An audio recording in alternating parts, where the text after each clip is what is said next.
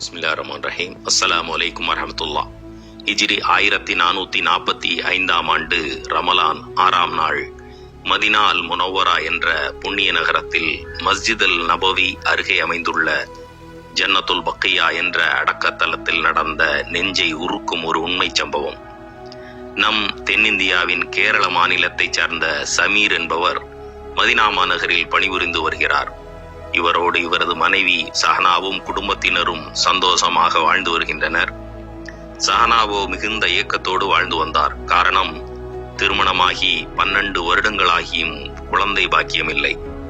இந்நிலையில் உடல்நலம் பாதிப்படைந்த சஹனா இறப்பதற்கு முதல் நாள் தனது கணவர் சமீருடன் மஸ்ஜித் அல் நபவிக்கு சென்று தராவீஹ் தொழுது உத்தம திருநபியின் ரவுலா ஷரீஃபை நோக்கி சலாம் உரைத்து நடந்து செல்லும் வழியிலே தன் கணவரிடம், நான் இறந்து விட்டால் என்னை இந்த மதீனாவின் ஜன்னத்துல் பக்கியாவிலே அடக்கம் செய்ய வேண்டும் என்று கூறவும், அதை கேட்ட கணவர் சமீர், உனக்கு முன் நான் இறந்தால் என்னையும் இங்குதான் அடக்க வேண்டும் என்று கூறிக்கொண்டு வீட்டிற்கு சென்றனர்.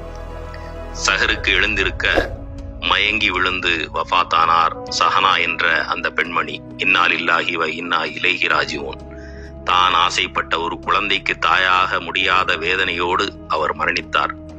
உறவினர்களும் ஊராரும் ஒன்று கூடி இந்த புனித ரமலானின் 6ஆம் நாள் மதீனாவிலே ஜனாசா தொழுகை நடத்தி அவர் விரும்பியது போல் பல்லாயிரக்கணக்கான சஹாபாக்கள் அடக்கம் செய்யப்பட்டுள்ள ஜன்னத்துல் பக்கியாவிலே அடக்கம் செய்ய கொண்டு செல்ல முற்பட்ட போது, அதே ஜனாசா தொழுகைக்கு கொண்டு வரப்பட்ட பிறந்து 3 நாட்களே ஆன சூடான் நாட்டைச் சேர்ந்த அலி என்ற ஆண் குழந்தையின் தந்தை சஹனாவின் சிறிய தந்தையிடம் கேட்டுக்கொண்டார், எனது இந்த பச்சிளம் பாலகனின் உடலை இந்த தாயுடன் சேர்த்து ஒரே கபரில் அடக்கம் செய்யலாமா என்று வினவினார்.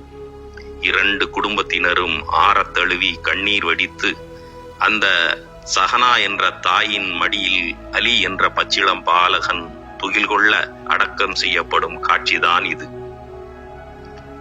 நம் இந்தியாவின் தென்ஓரம் பிறந்த கேரள தாய் சஹனாவுடன் ஆப்பிரிக்க கண்டத்தின் வடக்கோரம் சூடான் நாட்டைச் சேர்ந்த பச்சிளம் பாலகன் அலியுடன் ஒன்றிணைத்த எல்லாமல்ல அல்லாஹுக்கே எல்லா புகழும். அல்லாஹு அக்பர். அஸ்ஸலாமு அலைக்கும்.